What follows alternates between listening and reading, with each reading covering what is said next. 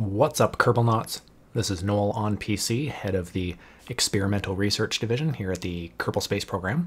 And today we are going to continue day 15 of our multi-week, multi-month, multi-year Kerbal Space Program career mode adventure. Now, day 14 saw us attempt a spaceplane with somewhat disastrous results. So I thought, I'm not going to let the spaceplane beat me. I will just make a better one. So we have spaceplane Mark 5. This is the fifth and final iteration of the spaceplane. If this doesn't succeed, I don't think anything can. So I've built it. I've made sure staging works. I've made all the necessary adjustments to make sure it doesn't crash. I think this is a spaceplane. So we are going to fly this fucker, and we're going to hope the crew makes it. I say crew because we actually have two people. We've got in the front cabin, Jebediah, Hall of Famer, Moon and back, Mars and back? No, that was Patney. I mean, Jebediah is, for all intents and purposes, a Hall of Famer. He has done some amazing things for the Kerbal Space Program. Flying second seat, sort of the space tourist, is Bill Kerman. Bill Kerman, a lesser known, but still amazing pilot and test subject. So we're going to put up this little ladder that we use to get in and out. You may be wondering, you may have noticed, that I'm at the other end of the runway. That is because when you take off the right way, you take off into the dark side. And you guys at home can't see shit. So I am taking off into the light side from now on, every time, so that you guys can actually see what's going on. Because I'm tired of editing in the dark. I'm tired of playing in the dark. Fucking sucks. So we are going to just throttle up, let the engines build up, and then pop off that brake. And get little Bill Kerman up into space. So my take on the space plane is not some kind of Star Wars, James Bond villain type, fly to the moon kind of plane. That's not what I'm talking about when I say space plane. What I'm talking about is more like what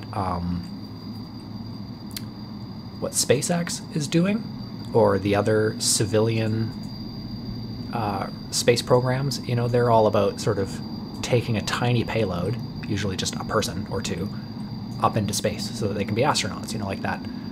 Bill Kerman here, Kerman, is the equivalent of like that Russian guy that's been up like 7 times, and that Backstreet Boy, Lance Bass, I think went up, and Justin Bieber wants to go up. Essentially Bill Kerman is taking that role of the space tourist, essentially. So all we have to do is get him into space. Maybe let him do a little spacewalk. That's it. That's all we need for a successful space plane mission. So in order to get into space, we're going to need to gain some altitude. I like to let the plane level off a little bit at the beginning to get some speed. But then as soon as you've got roughly 130 meters a second or so, you can pretty much pitch straight up and this thing will continue to accelerate. But we don't want straight up per se, because then we're not really a plane, It's kind of cheating. So that's about where I want to be nose-wise. It's a pretty sharp angle. It's also a good entry angle for, getting into space and whatnot. Somewhere around 200 meters a second, we're going to fire the first rockets. In fact, we'll probably fire the next ones right after. I could probably push the 200 meters a second to maybe 220 or so. But when you start getting that high, there's a lot less oxygen. Obviously, to be a plane, you have to use fuel and incoming air, so to speak. With rockets, they have the air built in. So that's why a rocket can work in space, and a jet plane or a propeller-based plane could not work in space. So here we are at 200 meters a second. the air is thinning out quite a bit. We're at about half our intake potential. But the thrust numbers are still high because we still have oxygen. We're still maintaining about 130 thrust across 10 engines. That's like 1,300 lift. That's equivalent to like the large sail rockets that you can put on your rockets. Okay, so we're gonna fire first and second stage. There we go.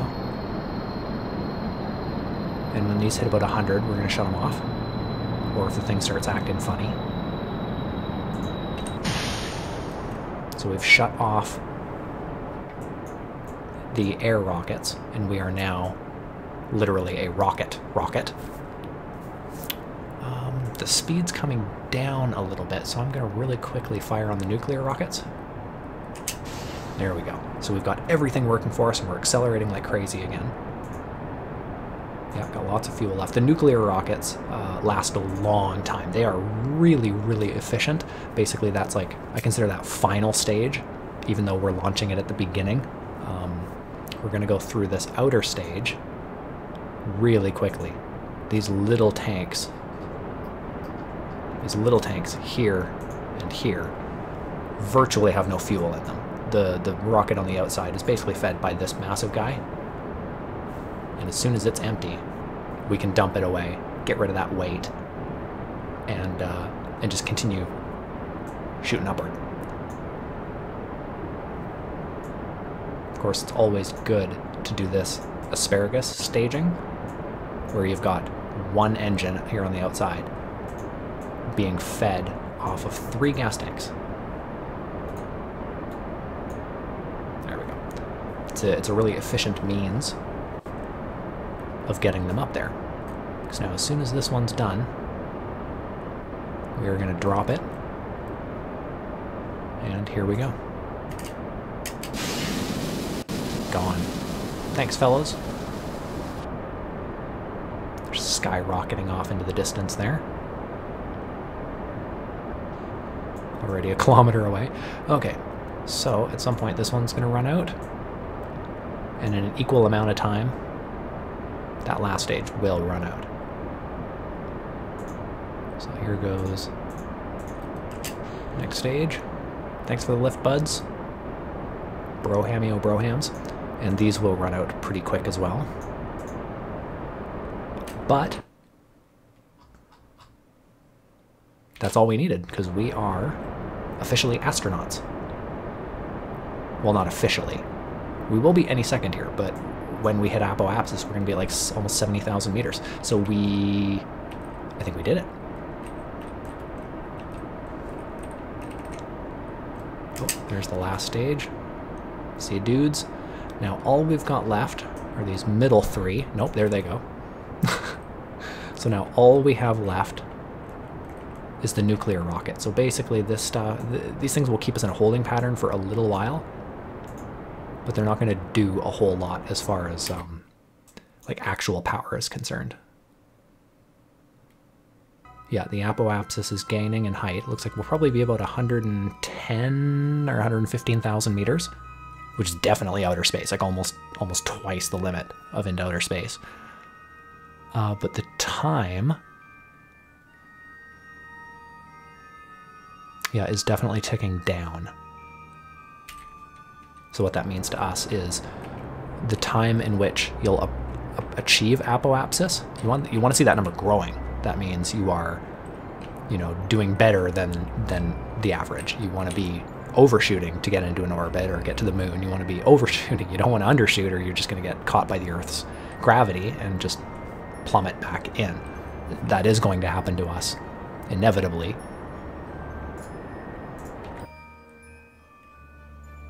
But yes, apoapsis is growing, but the time is shrinking. So, since we've done it, we don't really need the rest of this. So I'm just going to throttle down. I'm going to get rid of these early. Use the little air jets all over the craft there. I've got some at the back and a couple on the top, and bottom. Yeah, there's one at the ass there, one up at the nose there. They're little monopropellant jets. So it's kind of like compressed air, like a can of air that you'd spray in your computer to clean it out. It's like a giant one of those. So I can use that to actually pull away, where are they? They're there, from our debris, just so we don't hit it, or, you know, it doesn't hit us. So here we are, in the far reaches of space. So let's get Bill out, because he paid like 40 million Kerbal bucks to come do this. Let's say Bill's a hotel magnate, owns a big boat, 6 Audi R8s, all duct taped together so they're super fast. And here he is. Look how fucking happy he is. That dude is one happy Kerbal. He just pooped himself a little bit. You can tell. You can tell babies make that face when they're like crapping themselves silly. And there is our space plane. Can we get them both out? Nope. Yeah, apparently. Yeah, let's go high five. Yeah. Yeah. Yeah. We're buddies. So we went into fucking space together. Alright, before we get fucking lost in space. Let's not fuck around too much, Noel. Focus. Focus. I have a bad problem with that. Alright, let's get Bill back in. Enjoy, Bill. Here, take a look at that. Now that's a sight to see. What was he looking at? Oh, he's just looking at water in space. Look at that shit. Look at that land. Ripping by. Thousands of meters a second. Alright. Let's get him the fuck back in there before someone gets their larynx blown out by a meteorite. Alright, we are accelerating because we are descending quite rapidly. Oh yes, very rapidly. We're gonna shoot for, I guess, landing, I guess, somewhere around here. I could fly back to where we took off from, but fuck, that would take a long time. That would take more time than I care to give this game. So we will just look for a landing spot down here. If we can't, we do have the backup parachutes. I made sure to put 4, 1, 2, 3, and 4 on the front and back. Here's the other 4. Just so if the thing starts basically crashing when we're a few hundred meters off the ground, I can just ditch parachutes. And Bill and Jebediah will survive, and we should be able to, I believe, retrieve the craft and get the whopping 1 or 2 science I'm sure we'll get for doing this ridiculously small space flight. I just noticed we're at about 70,000 meters. So that, there we go. I was going to say that little atmosphere bar should actually start dropping soon. And sure enough, there it is. The atmosphere bar is way up here at the top, just below the 60,000 meters.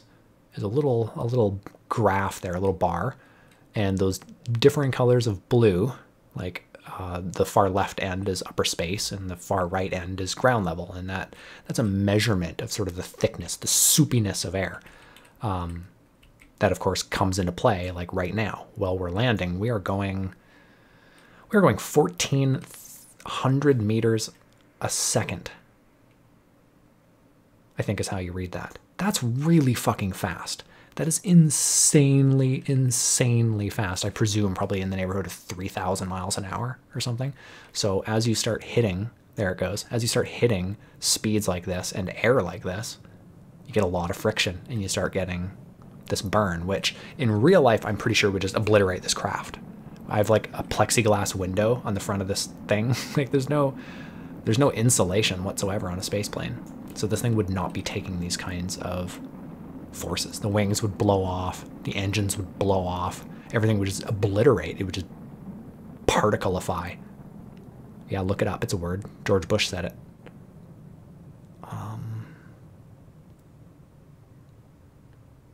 I'm just spotting a landing. That looks like a lot of just hillside. Just endless, endless hillside. So here's what we're going to do. Through movie magic, I know you guys love star wipes and stuff. So through movie magic, I'm going to actually fly us back to Cape Curve. Oh, it's going to be really dark though. Fuck. By the time we get there, it's going to be in the dark side, and I can't just, you know, circle around until it's daytime. So we are going to, unfortunately, have to...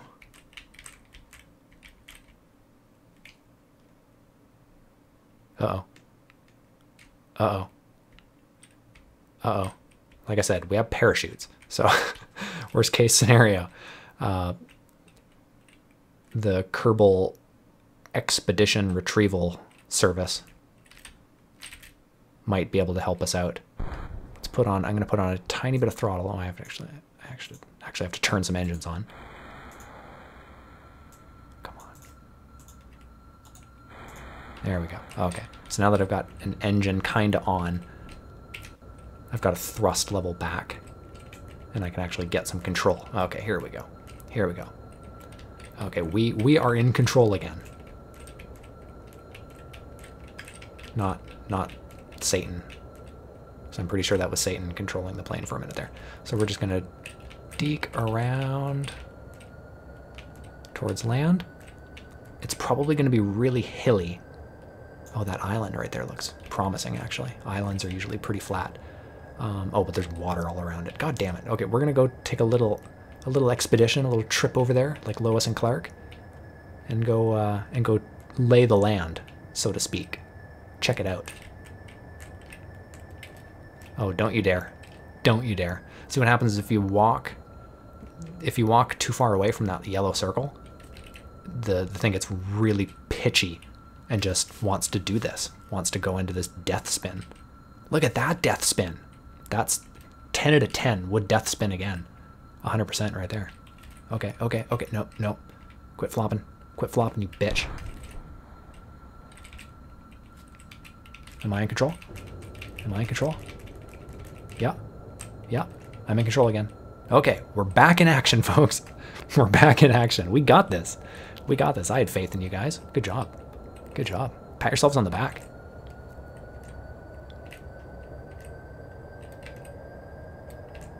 Okay, so yeah, on the gyrosphere down here at the bottom, the little blue and brown circle, you'll notice there's a yellow circle. That yellow circle is the path in which we would travel currently if I just cut the engine. It would go this way for a second. That's where we're heading. That's our estimated trajectory path, etc.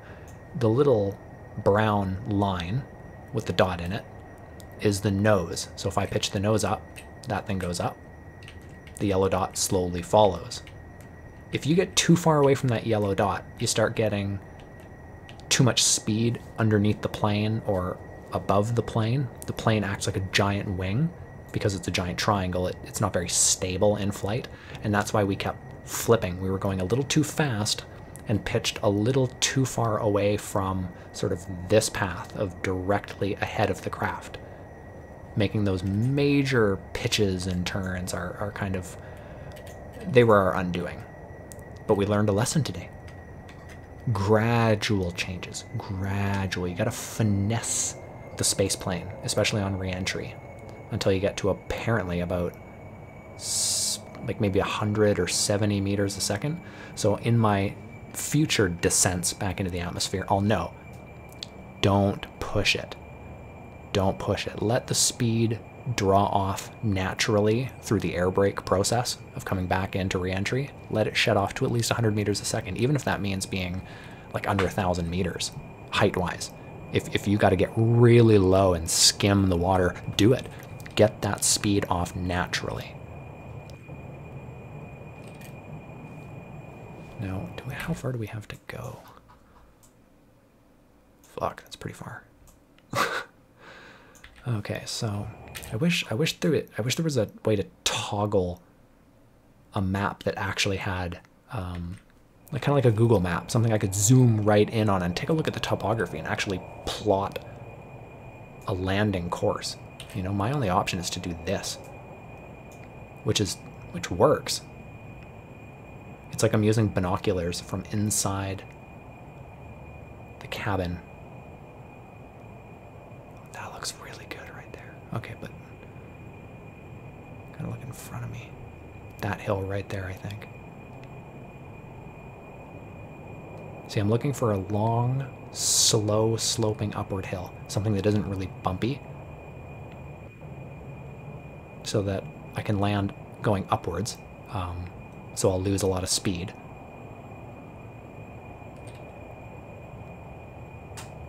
And also, if you're going upwards and you shoot off the top, at least then you have a better chance of staying in flight.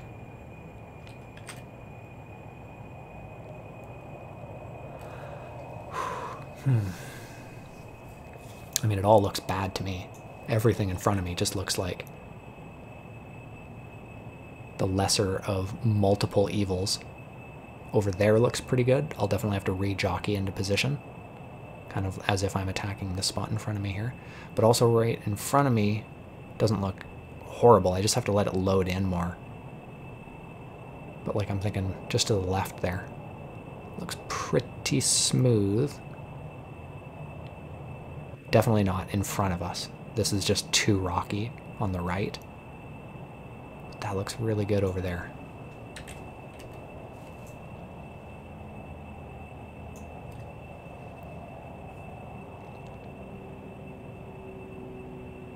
And again, worst case scenario, if we crash, we have the parachutes. All I have to do is pop spacebar and cut the engines, and we'll land. I mean, we might not have a wing, or we might lose some engines when we hit the ground, but the pods with Bill and Jebediah will definitely make it. Definitely make it, unless. Yeah, definitely make it. See, the main body here is made up of 3 parts. 2 fuselages, which still have a ton of fuel left in them, and this one nose fuselage that sort of adapts down to the right size to fit on these 2. If that adapter had fuel left in it, and it took a lot of flex or a big impact from hitting the ground with the parachutes and that much weight, it could explode, and it would take the whatever's connected to it with it. In this case, because we have that gap, something with 0 in between the pods with our Kerbals and the next tank with fuel in it, as long as we have that buffer, we should be okay. Should. But we won't know until we touch down. Now we're getting very close, but I still can't really see too well ahead. I mean, I should have landed right over there, actually. That looks really good, but I'm gonna nose way down, switch to this view. It's not horrible. I think I can do with that.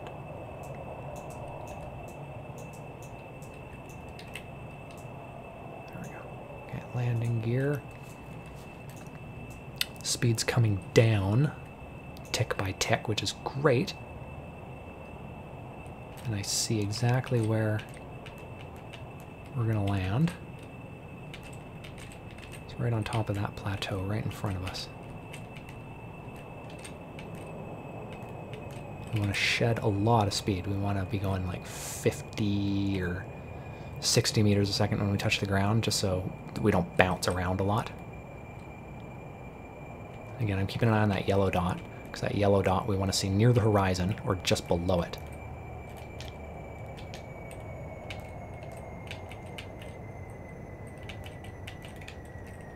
Okay, here we go, here we go, here we go, here we go. We're doing it. We're doing it. Oh, dropping off. We did it. We did it. We did it. We did it. We did it. Brake. Brake. Brake. Are we doing it? Holy shit. We did it. Oh, uh-oh. Okay, we got a lot of back heaviness. Let's just, before I get out of this crap, before I call this a video,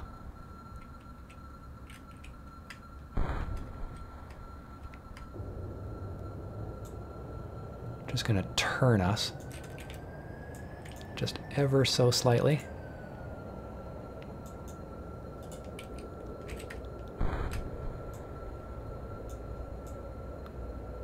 want to be sort of pointing downhill, so the weight. So the weight isn't so back heavy. I figure as soon as I get Jebediah or Bill out, it's going to be like getting someone off the teeter-totter. You know, like whoever jumps off first isn't going to get hurt, but whoever's the chump that stays on is probably going to hit the ground, you know? If I take out Bill or Jebediah, the weight removing from the front end may cause absolute mayhem for this craft. There we go. So now we're flat. Yeah, weight's a little forward. Let's see. We'll take out Bill because he's in the back. And again, he paid to be here, so you know, the pilot will keep the plane running while the space tourist disembarks for pickup. All right. What a stud. Okay, get off that. Get off. There we go. All right. So a completely successful, surprisingly successful spaceplane mission with a rocky mountain landing in the sun. You're welcome. Wow. So success. Yeah, give yourselves a hand, guys. Give yourselves a hand. I couldn't have done it without you. I honestly couldn't have done it without your support, your mental encouragement.